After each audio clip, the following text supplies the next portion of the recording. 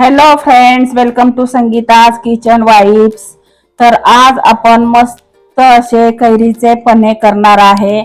अशा प्रकारे मी पल्प तयार करून घेतलेला आहे कैरीच्या पन्ह्याचा। त्याच्यापासून असं छान सरबत केलेला आहे, तुम्ही बघू शकता। चला तर आपण रेसिपीला सुरुवात करूया। मस्त पैकी कैरीचे पन्हे करणार आहोत। पोटाला थंडावा देणारे व जिभेची चव वाढवणाऱ्या कच्च्या कैरीचे चटपटीत पन्हे, गरम उन्हाळ्यात ऊर्जा देणारी आणि प्रत्येकाला आवडणारे हे पेय घरच्या घरी अगदी सोप्या पद्धतीने तयार करता येते। तर चला तर आपण रेसिपी सुरू करूया। तर इथे मी कैरीच्या पन्ह्यासाठी साहित्य 2 कैऱ्या घेतलेल्या आहेत। मी तोतापुरीच कैरी वापरतेय। तुम्हाला आंबट कैरी घ्यायची असेल तरी घेऊ शकता। मी ही थोडी आंबट असते म्हणून मी तोतापुरी घेतल्यात 2। पुदिना घेतलेला आहे। मी पोटाला थंडावा देण्यासाठी मी खडी साखरेचा वापर करणार आहे। तुम्ही साधी साखर किंवा गुळ वापरला तरी चालेल। वेलची पावडर घेतलेली आहे। चाट मसाला घेतलेला आहे। इथे मी भाजलेल्या जिऱ्याची पूड आहे, मिरी पावडर आहे आणि इथे मीठ आहे। तर सर्वप्रथम आपण मी ह्या कैऱ्या धुवून घेतलेल्या आहेत। त्याचा देठाचा भाग काढून टाकायचा आहे आपल्याला सुरेनी आणि त्याला असा कट मारून घ्यायचा एका साइडने, म्हणजे ह्या जर उखडल्या आपण तर त्याचं साल अलगद निघतं। असं कट मारून घ्यायचं आहे दोन्ही कैरीला। असं आपण करून घेऊया आणि आपण कुकरमध्ये 1 ते 1.5 ग्लास पाणी ठेवून त्याच्या 2 ते 3 शिट्ट्या करून घ्यायच्या आहेत। असं आपण करून घेऊया। आता मी इथे कुकर ठेवलेला आहे गरम करायला।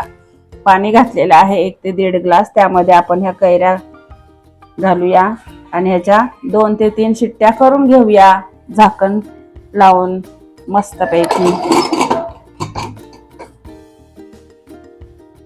आपली कैरी शिजेपर्यंत आपण आता ही खडी साखर जाड आहे, तुम्ही बघू शकता। तर आपण ही खलबत्त्यामध्ये थोडी फोडून घेऊया आणि मिक्सरला फिरून घेऊया।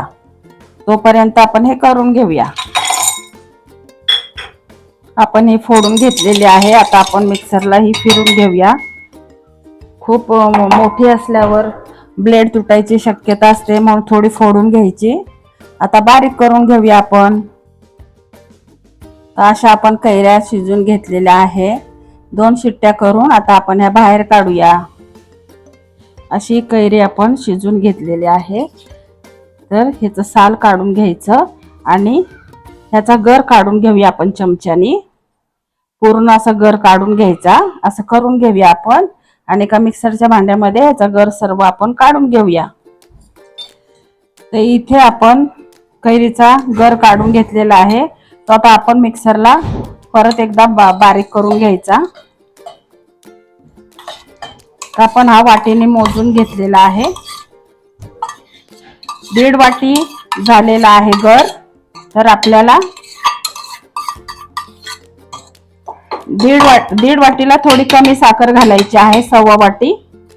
तर इथे आपण पिठी साखर बारीक करून ठेवलेली होती ती घालूया आपण ह्याच्यामध्येच।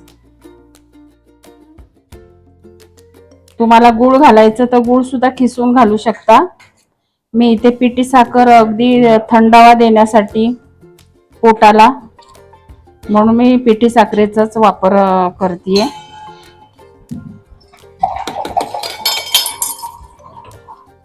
इथे मिरी पावडर घालूया आपण छोटा चमचा। इथे चाट मसाला आहे तो सुद्धा अर्धा चमचा। भाजलेल्या जिऱ्याची पूड 1 चमचा।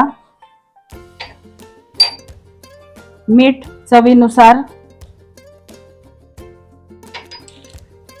इथे आपण वेलची पावडर घालणार आहोत स्वादासाठी आणि केशर काड्या घालणार आहोत 2-3 आणि पुदिना। हे सर्व घालून आपण छान ह्याचं स्मूथ तयार करून घेऊया बॅटर। तर आपण कैरीचा पल्प चांगला मिक्सर मध्ये फिरून घेतलेला आहे।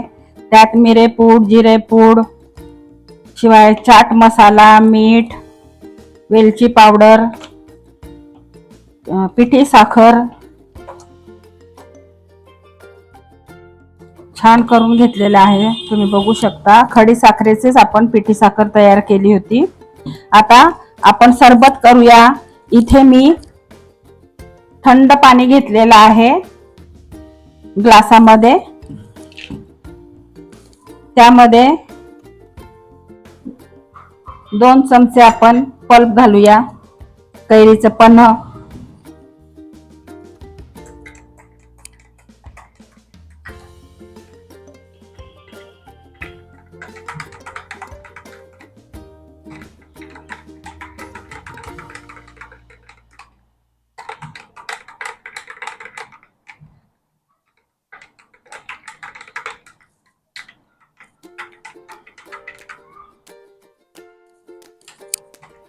छान चमच्याने मिक्स करायचं पाण्यामध्ये. त्यात आईस क्यूब घालूया वरतून आणि मस्त पुदिन्याचं. आपलं तयार झालं थंडगार. तर इथे मी मस्तपैकी कैरीचे पन्हे, अगदी उन्हाळ्यातील पोटाला थंडावा देणारे व जिभेची चव वाढवणारे कच्च्या कैरीचे चटपटीत पन्हे, मस्त कच्च्या कैऱ्या त्याच्यापासून बनवलेले थंडगार आणि ताजे तवाने करणारे कैरीचे पन्हे हा उन्हाळ्यातील खास पारंपरिक पेय आहे. आंबट गोड चव हे पन्हे शरीराला थंडावा देते आणि उष्माघातापासून संरक्षण करण्यास मदत करते. उकडलेल्या कैरीचा गर, साखर किंवा गूळ, खडी साखर वापरली तर उत्तम. वेलची, भाजलेली जिरा पावडर, मिरी पावडर, चाट मसाला, काळे मीठ आणि केशरच्या हलकी चव यामुळे पन्ह्याला अप्रतिम स्वाद मिळतो. तर अशा प्रकारे मी घरच्या घरी मस्त असं छान पन्ह करून दाखवलेलं आहे. आणि हे करून ठेवलेलं आपण मिश्रण आहे पन्ह्याचं, हे हवाबंद बॉटलमध्ये 15 ते 20 दिवस आरामात टिकतं. ज्यावेळेस आपल्याला पन्हे करायचं असेल तर थंडगार फ्रीज मधलं पाणी घ्यायचं किंवा माठातलं. त्यात 2 चमचे हा पल्प टाकायचा कैरीचा आणि छान आईस क्यूब टाकून मस्त त्याची मजा लुटायची सरबताची. तुम्ही बघू शकता. तुम्हाला माझी रेसिपी आवडली का?